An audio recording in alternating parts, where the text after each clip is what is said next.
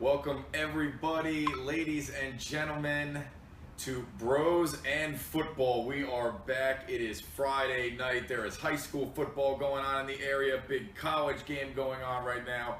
Game 1 of the ALCS. We appreciate all of you joining us. Show brought to you by My Fantasy Fix and the National Fantasy Pregame Show. Phil, how we doing on this Friday night, man? You ready to talk a little football? Then, maybe eat a little food. We need a little base tonight. We need some food, and we can drink. We got football, we got baseball, so we're ready to rock. I think I'm locked in right now for week 6, G, so let's get after it. All right, yeah, and we are drinking wine as we were a little criticized. We listened to our listeners and watchers, and we decided to upgrade to some Coppola wine. All right. No wine glasses, though. Absolutely not. That's not how we roll. We do roll, however, with high over-under totals. Those are the kind of games we look at. You can check out my article on myfantasyfix.com. I am targeting 3 teams this weekend: the Atlanta Falcons, the New England Patriots, and the Washington Redskins. But we do want to break down the positions. Phil, let's talk a little QBs, huh? I know you were G-chatting me today. You're like, I can't pay for Matt Ryan. The guy doesn't throw enough touchdowns. You holding to that? I am holding to that. I have 3 quarterbacks I'm going after. I'm paying up for Drew Brees. They're home against the Lions. Lions just got lit up against Cam Newton last week. Mm-hmm. We always like Drew Brees at home, so I like him this week. I'm going to Deshaun Watson. He's going to be the chalk of all chalks. He's been playing out of his mind the last 2 weeks, and now they face the Cleveland Browns. So I really like him, and plus he's on the next size, the price down from the. And we're going to talk about the guy you're going to pair him with as well here. Absolutely, and then obviously Kirk Cousins. You just mentioned the Redskins game. They're at home against the 49ers, so Kirk Cousins, always a little leery with him, but I like the matchup, and with them being at home, I'm going to roll him out. Well, if we're going to talk running backs then and talk Redskins running backs, let's talk about Chris Thompson. Will you feature him in any of your lineups? The 49ers giving up a lot of receptions to the running back, and Chris Thompson getting a ton of these catches in this offense. Cousins loves them. You rolling with him? I am not. Wow. Now that we talk about this, I might have to make another lineup. He's 5,000 on DraftKings. We're not using him on FanDuel, obviously, with the half-point PPR. Yeah.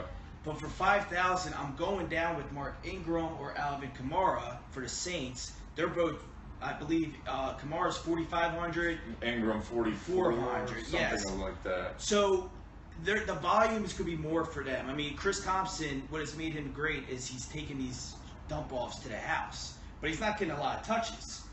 Kamara and Ingram, now with no Adrian Peterson, I think the touches are going to be there for them. And plus, they're going to be cheaper. So I'm rolling with them on DraftKings. I really like those guys a lot. And I wrote about Ingram on myfantasyfix.com. I think a lot of people are going to go Kamara because he's coming off that 10-catch performance against the Dolphins. Yep. I like both. Let me stress that. I like both. But if you want to pivot, I'm going Ingram because every game he's seen more touches.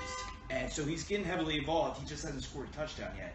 I think that could change this week. So I'm going Ingram if I have to pick the 2. And I like them both more than Chris Thompson. All right, some of your other running backs you're going to be featuring this week.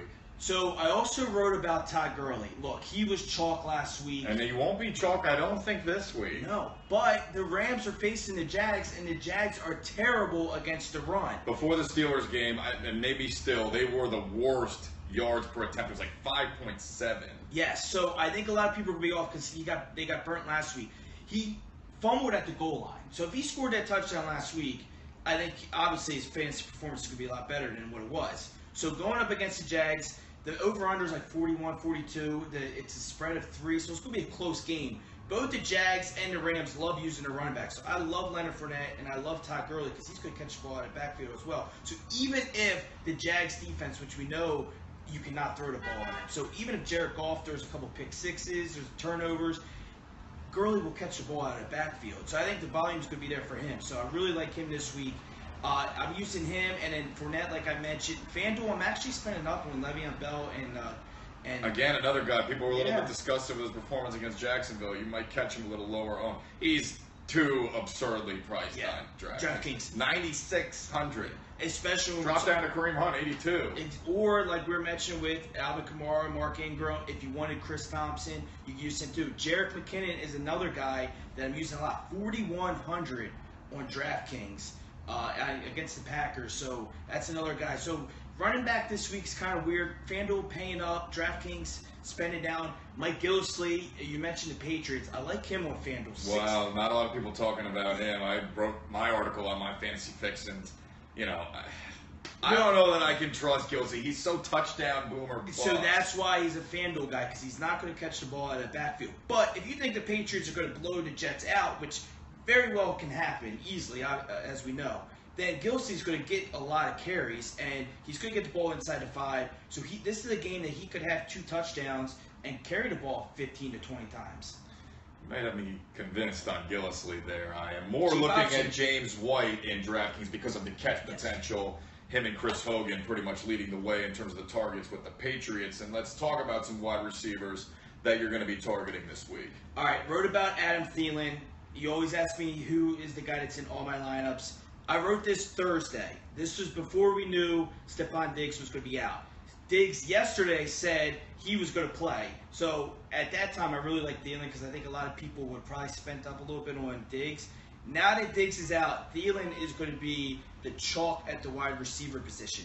Still like him a lot. The Packers have given up touchdowns the last 3 weeks to slot receivers. Cole Beasley last week scored 2 touchdowns out of slot. And that's where Thielen plays most of the snaps out of. So it changes a little bit based on the fact that Diggs is not there, because I think he's going to be more popular, but I still love him a lot. We also have DeAndre Hopkins, if you're spending up, if you're going to team him up with Deshaun Watson. Sure. Couple cheap guys I wrote about. Taylor Gabriel, I know you like him a lot. No Mohamed Sanu this week for the Falcons. Julio Jones is a little beat up. He's supposed to play, but last You time... want to talk about a guy who would probably be very low owned is Julio Jones, I mentioned this week, for his price. Yeah, because he's right around the same price on DraftKings as DeAndre Hopkins, so I think a lot more people will go there. Totally. So Gabriel is really cheap on DraftKings. He's a guy that you know can get that one catch and take it to the house. The other one is Deshaun Jackson. They're going up against, the Bucs are going up against the Cardinals. Patrick Peterson is a shadow cornerback, meaning that he will cover the best receiver on any given team. Bucs' best receiver is Mike Evans, so he's going to be on Mike Evans the entire time. However, the other cornerbacks for the Cardinals, they get lit up. Torrey Smith had that long touchdown last week against them. So I really like Deshaun Jackson. He had 100 yards last week too, so he's starting to get more involved. He's in that weird price. He's like $5,800 on DraftKings. I don't know if I would rather have Devontae Adams for $57, but he's still a good guy to target because he is another player that can get that long ball. And I wrote about this, and you agree with this, Chi. Jameis Winston is my one concern because he is so inconsistent with his accuracy that the play might be there like it was last week, but he's just going to overthrow him. But I think the matchup is too good to pass up that I like Deshaun Jackson as a nice little GPP upside flyer. Yeah, speaking of Devontae Adams, shout out to Jennifer on her team. She owns him and did not get the win, unfortunately. You ever get that when you're the second highest scoring team and you lose to the highest scoring team? So, he could bounce back, baby. If Phil Backert says so, you know so. And what he knows is tight ends as well. But the guy that you were telling me about, Hunter Henry, I'm hearing, is a very chalkish option this week. What do you think? Ryan Griffin, because the Cleveland Browns, did I take it right before you? Yeah, the Cleveland Browns just an awful team against the tight end. And last week, give Chi credit, he brought up Austin Seferian-Jenkins, ASJ for the Jets because they were going up against the Browns. And you loved that matchup, and it paid off big time. So we're going right back to it. Ryan Griffin, minimum salary on FanDuel, $4,500. Look, he may get 3 catches for 40 yards, but for $4,500, I'm willing to take that risk, and maybe he finds the end zone against the Browns. If we like Deshaun Watson, if we like DeAndre Hopkins, we also like Ryan Griffin. So FanDuel, $4,500 for him. DraftKings, Zach Miller, $2,900 on DraftKings. The Ravens struggle against the tight ends. Who would have thought in the beginning of the season that would have been the case? Yeah, and look, with Brandon Carr on the outside, Jimmy Smith, Marlon Humphrey on the outside, Mitchell Trubisky's going to have a hard time getting any of the receivers on the outside. He's going to look in the middle. Rookie quarterbacks love tight ends in general. Miller was targeted heavily last week. $2,900, Chi. I think I'm going that route, and let's see what happens because I think he can easily get 4 or 5 catches for 60 yards, and he just paid off a $2,900 salary a lot. There you have it, ladies and gentlemen. We are helping you set a winning lineup in DFS every week. Listen to this guy, Phil Backert. I'm telling you right now, the guy delivers every week. He's always texting me, did you start him? I always got to get at least a tournament lineup with everything Phil says. Now, for those of you who are going to spend your Saturday, perhaps, I don't know how, it's going to be mostly cloudy. You might have a 9:30 movie time. You might have a 9:30 movie time. Go figure something out now. We're bringing in the best in the business. This guy is WTOP's entertainment editor. We're switching over this way. You never know who's going to be on this couch. Jay Frey. People want to go to the movies this weekend. What should they go check out? Pour yourself a glass of Coppola wine, right? Yes, this was Jay Frey's housewarming gift. Yes. I'll give you one that's been out in theaters since last week and one that's new in theaters this week. So I would say my favorite that's out right now, if you haven't seen Blade Runner 2049 yet, go see that. Did you guys see it yet? No, but I like how Ryan Gosling is the strong silent type I hear in the movie. Yes, like if everyone saw Drive, it's sort of that. Well, I did see Drive. That is a strong silent type, exactly. We all remember the original 1982 classic, Ridley Scott directing. Harrison Ford is a Blade Runner he's hired to hunt these replicants, and there was a big controversy of whether he himself is a replicant at the end. And one time someone asked him, they said, so, were you a replicant in the movie? And he said, I always resisted the idea that I was a replicant, as I suppose a replicant would. So anyway, this movie... Like a WWE wrestler. Yeah, exactly. So this movie, you may or may not get an answer to that. I like how you dropped a little WWE in there. Always got to do that with Chia. But no, this one I would say lives up to it's a nice companion piece to that. I didn't freak out about it like a lot of critics. Some were saying 4 out of 4 stars, masterpiece. I thought it ran a little bit long. Like 2/3 of the way through, it started dragging a little bit. I think they could have cut out probably 20-30 minutes. It gets a little ponderous there after a while with Jared Leto. He's sort of the villain in the movie. But overall, I really liked it. I think the sci-fi imagination is right up there with like Minority Report or Her in terms of just every little detail in the world has some really imagination in there, I think. Fandango gift card. There you go. We should go to that one. Cinematographer Roger Deakins probably going to finally win his Oscar. And this one's directed by Denis Villeneuve, who made Arrival last year. Oh, yes. Prisoners, Sicario, some good flicks. New in theaters this weekend, just to wrap up, I'd say Marshall. It's a Thurgood Marshall biopic. Chadwick Boseman plays him. You remember he was Jackie Robinson in 42 and James Brown in Get Out. Yes, okay. He's like Mr. Biopic. He does all these biopics of these, American icons. It's pretty good. I wouldn't say I'd still say Blade Runner is my pick of the week, but in terms of something that's new in theaters, it's pretty good. It follows an early case from Thurgood Marshall's career, so long before he became the first Black Supreme Court justice.